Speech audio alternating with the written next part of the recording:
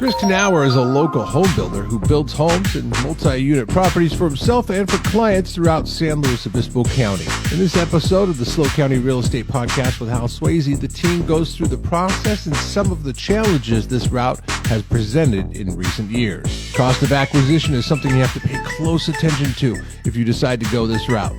More on this on the latest episode of the SLO County Real Estate Podcast. Here's your host, James Bueno. Welcome, everybody, to another episode of the SLO County Real Estate Podcast with none other than Mr. Hal Sweasey. How are you, sir? I'm great. Thank you. Glad to see that you're here. Yes. Who else is here with us? Mr. JT, how are you, sir? Present. Ready to go. You are present. And Mr. Pete, how are you? I am excellent, as always. There's a special energy in the room today. Yeah, we're excited. We have a special guest, some fresh meat in the room.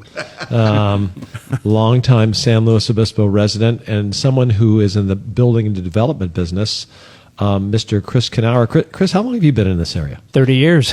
Nice. And did we meet through real estate or like kids soccer first? I should know this. Through real estate and soccer. First. But it was real estate first, wasn't it? Yes, real estate first. Yeah. And then we realized your son was a little bit better at soccer than my son, but we all tried. Oh, your son. The kids played together. Yeah, Chris and I didn't play. I thought you two weren't good enough and you had to play in the junior leagues or something. But we have many other skills. Gotcha. Yeah. Right. Okay. So we thought it would be a great idea to have Chris on here because obviously, we talk about housing shortages and it'd be good to get the construction building side of the situation. So Chris, you've been building houses for how long? How many have you built? Tell us a little bit about the background. So primarily over the last 12, 13 years, I've built about 41 homes in the county or in the city, multiple projects, some very small, some a little bit larger. It's been a interesting ride. It's very appealing to take something from nothing and turn it into something at the end where you see the final project being completed. It's the middle part that's difficult. Of life. Yeah. It's the middle part, the whole construction part and all the stuff that goes with that. But it's been very rewarding. I've really enjoyed it. Yeah. Well, it's fun to see the excitement in your eyes because I know you're working on a place now and, to take that from nothing to something is a big deal. And I got to mention, it's got to be tricky because sometimes, I was just at an older home in Pismo Beach in the Heights the other day. The house has been in the family forever, and they were going to build a house in the 70s, and the neighbors back there were just going crazy that someone was going to build a house on that lot. And that builder, the kids were telling me, their father, the builder, at that day basically said, take these plans and sell the lot. I'm done building. I think when you live in a neighborhood and they're building a house or two in a lot, people get kind of concerned about it. And I think it's interesting because at some time that house will be completed and a family or someone's going to move in there, right, and enjoy that house. And we all should realize that at some point the house we live in was a piece of land. Mm-hmm. And I got to think that can be tricky sometimes. People know what they know, and people have some anxiety when things are changing. Sometimes you go to the negative on that, but sometimes it can be really positive. In other words, what somebody's building and stuff enhances the neighborhood. They have a great new neighbor. It's not always bad. It's not always something that because change is happening, but people have anxiety because they don't know. We built the house about 5 years ago, Chris, in Cayucas, and we lived about a mile away while we were building it. So every night, cocktail hour, we'd go over and check the progress. And we drive down the street, and the neighbors would all look at us like, those are those people that are disrupting our lives, and we don't like you. I mean, that's the look we got. Right. Now we're done. They've forgiven us. What they didn't realize is we built the nicest house on the street and made them all a lot of money because it got their values up. I think that's pretty logical in terms of what usually happens in the end. It's just when there's noise and dust and a year or so worth of construction, it is disruptive. But if you don't do that, then you won't have any inventory at all. The city of San Luis Obispo in particular, they're interested in higher density and no urban sprawl. They don't want it to look like Santa Barbara, so they don't want to have homes on the hillsides and stuff like this where you just have this banquet of homes that you can just see everywhere. Yeah. So if they have to create new homes, they have to increase the density or go higher or closer in proximity to achieve housing requirements that they have to adhere to get like government money. So Right. that's just part of their general plan, and that's kind of like what they focus on. 12 years ago, did it take as long to start to finish to build a house, or has that changed a lot? There's always new requirements, and there's more levels of scrutiny. Right. And it's becoming harder and harder to build. It just is. It just requires more. It costs more. But I think what like San Luis Obispo and the county as well, I mean, with these new rules and regulations, when you look around town, I mean, it's a beautiful city. I mean, as much as we don't really like the extra time, the extra cost, the anxiety that goes with it, usually the finished product looks pretty good. Yeah. And we're all really, really lucky to live here. I can just remember a lot of the projects or people that I know that are building projects, and I see the final look, and it looks great. Yeah. I mean, for the most part. So I think it's working. Yeah. It's just that we're getting closer and closer in proximity to each other.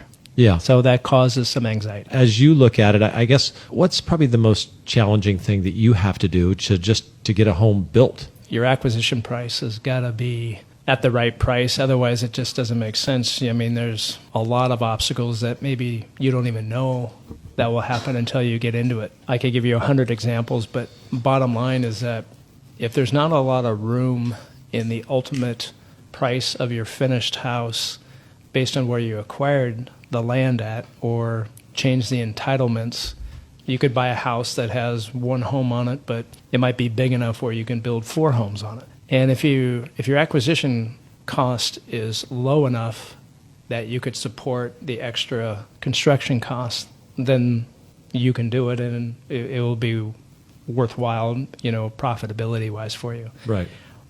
When it doesn't work is that if the acquisition price is too high and your costs aren't really, it's an assumptive model at the beginning, you don't really know where it's going to come in at, then you probably won't jump on it.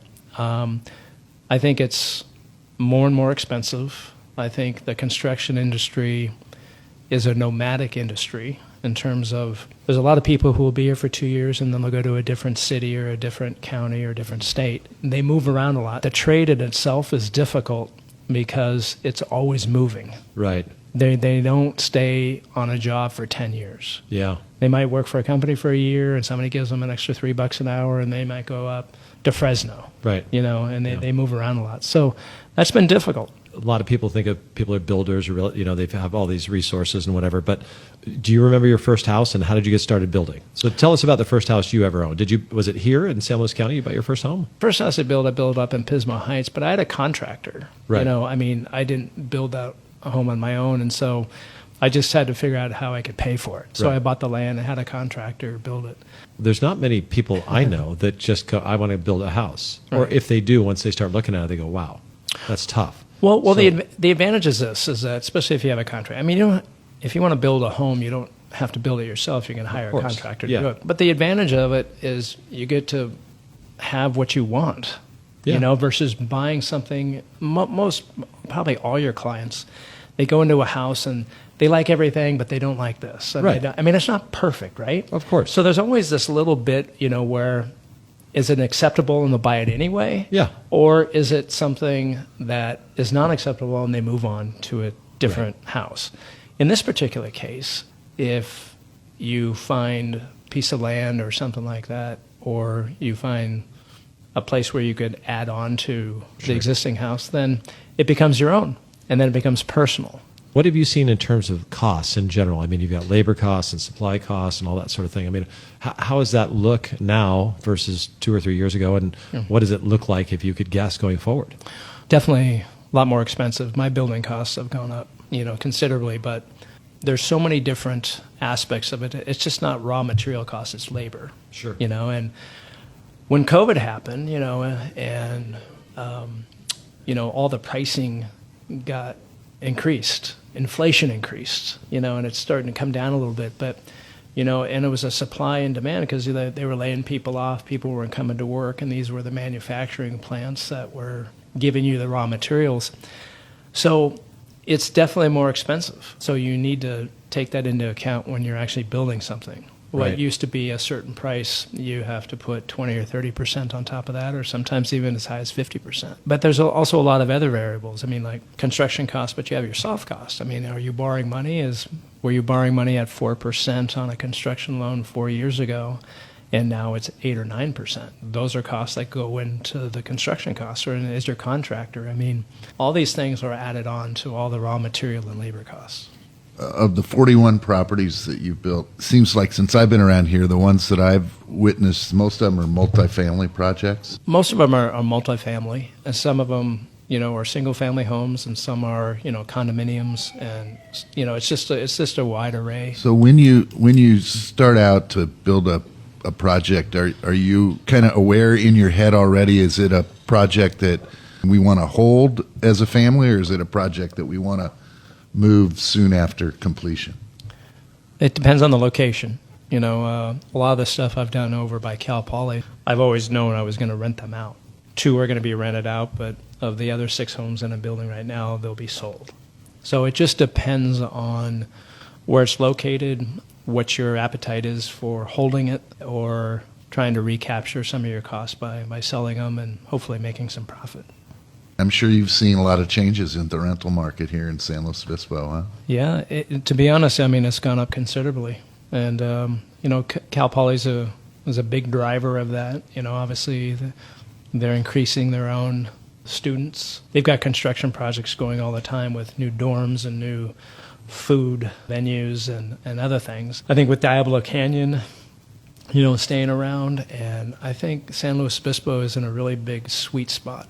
And I think that people look at this with the airport expansion and stuff about how it is to get in and out of here and how many different places that you can go directly now. I think it's the trifecta of a lot of businesses coming here, the benefits of living here, which is, weather, great proximity to a lot of cities, and on and on and on. And I just think this is a really sweet spot. Best place in the world. I believe that. I agree. So you were talking about building costs.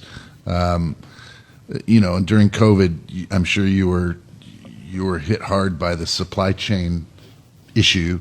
Has that gotten a little better, or where are we with the supply chain for a builder? Most of it has gotten a lot better. It's interesting, though, when pricing has hit a certain level, and now the supply it never really comes back down. And it never came back to like where it was before. So pricing doesn't really get adjusted, but supply does. And I guess if there's an oversupply situation, then I guess pricing could potentially come down, but we haven't really seen that. But there's some materials that are still a little bit difficult to get. Siding is a little bit like hardy siding and stuff, but in particular, most of the supply chain stuff is readily available. It's not like where it was before. So that's good. I mean, you can get it, you just have to pay for it. I know they're trying to, at the city level and all the municipalities, maybe make it easier to do additional dwelling units, higher density, that sort of thing. And I think, there was a developer that bought 5 little cottages in San Luis. I remember it, and he was doing a few little lot splits and adding housing, and it took longer than he thought, I think. And I was just talking to him anecdotally, and it would have been a couple of years, and I go, geez, the market's sure gone up. That must be good for you. He goes, well, no, not really, because the cost of everything I'm doing has gone up. So, I mean, it seems like time has got to be one of the biggest costs as well. I mean, to carry the project and, all the expense you have before anything happens, whether it's you put a tenant in a property or a new owner in it, I mean, that's got to affect things. And are you seeing a speed up in the approval process or an ease? I mean, there's certain talk about that, but then other times I hear other things like it's trickier in different levels. So how would you gauge that? Getting something approved is taking longer. Yep. Building something is taking longer. Right. Building something is more expensive. Right. But I do think there will be opportunities for people to build more stuff. They just have to look at the acquisition price and see where the final sales price will be, and then do the math. 95% of any project that will be profitable will be based on the acquisition price of what you're buying in land, because the rest of it is just construction costs and it's math. Yeah. But where you buy it at will determine at the very beginning if you're going to make money. So, you read in the newspapers about the looming real estate market crash, and we talk about that from time to time, and we talk about, the public's fear of the crash and the things they read in the internet and the newspaper. And where do you see this real estate market going here in the next, 2 to 5 years? Well, I'm pretty bullish on San Luis Obispo and the county in itself just because of what it has to offer, in terms of just living here. But I don't put my head in the sand as far as, look, interest rates are expensive. It's hard for somebody fairly young, unless they have a lot of cash, to be able to either qualify. And even if they can qualify, do they want to spend the kind of money that they're going to have to make $1 million home purchase or $1.5 million home purchase? It's just difficult, and it doesn't have to be young. It can be, it's just difficult right now. And I think one of the reasons why pricing is holding is because there's just a lack of inventory. And there are people who just want to move here and they've got a bunch of cash. I don't think that a lot of the sales, and you guys would know this better than me, but I don't think a lot of the sales have got a ton of debt on it above $1 million. I just think that this is pretty much a cash market for the most part of most purchase prices. I don't know, would you agree? Yeah, I would say we've got more cash offers for sure, and people aren't taking as big a loans as they would. Right. Yeah, at 3%, people are like, yeah, I'll take it. Give me as much as you got, kind of thing. Yeah. Right. Jay might be able to answer that a little bit better. I mean, when you guys do your stats, when you're looking at things in terms of debt to, the high value conforming rate is close to $1 million. We're in the nines, right? So it allows people to pay $1.1 million, $1.2 million for a home, but they're still carrying a pretty high balance. We're seeing a lot of homes that there are cash offers, no contingency, close in 10 days. We saw that I would say a year ago. We're seeing less of that today. More of what we're seeing is more of a traditional market where they're coming in at a really, really nice offer with very few contingencies. There might not be a loan contingency because the lenders are going through a process now of qualifying the buyer and basically underwriting the buyer. So the only thing that needs to happen is the house needs to qualify for the loan or appraise, basically, so that their asset is secured. But they're coming to the table without that loan contingency because their lender has done the footwork to get them underwritten prior to even finding the house. So we are still seeing loans, but I wouldn't say that they're the ratio of high loan value properties are. I would say that's still 50% of our purchases. Well, and then anybody that's moving here from any comparable markets, if they're taking their equity, they're putting a lot down. A lot down. Yeah, and that we've talked about it in prior podcasts, that trifecta, that trident of largest transfer of wealth the U.S. has ever seen, from the greatest generation of the boomers to their kids that are moving here, to the transfer of your tax bases if you're over 55, and then simple price and demand, keeping our prices high because we've got all of the wealth coming here. I mean, if you're going to be working from home and sheltering at home, why would you want to do that in Fresno when you can work remotely and do it from the Central Coast? And you just inherited $500,000 from your father who passed away. You're moving here, and so that money is coming in. It doesn't really have the industry to support it, but that's what's buying. So by that I mean you've got kids that have graduated and they've got a great job. They're maybe a young couple getting married and they're each making $80,000 a year. $160,000 a year is not enough to save $500,000 to put down on a house within the next 3 or 4 years, right? So that's a challenge for our local folks.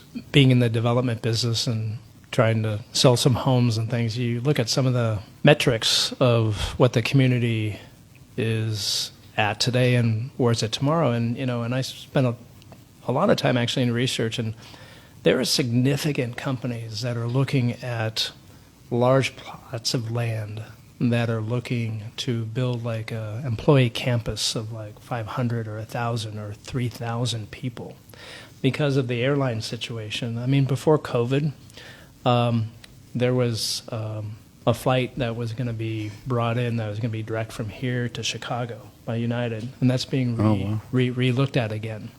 Obviously, we know Vegas is coming in at the end of November, but they're looking to expand. That's because of the Raiders, I think. Right? I think so. Am I right? The A's are going too. Unfortunately, I think you're right. Yeah, okay. But I think when you look at what's going on in San Luis today, but then also what's going to go on in San Luis tomorrow. It's not like we're a secret anymore. I mean, there's a lot of reasons why people want to live here, and for all the good reasons. And yeah, it's going to get a little bit more crowded, and no question about it. But there are people who want to be here. One of the biggest questions I think Hal and his team get from the public is, are prices going up or down? What do you think?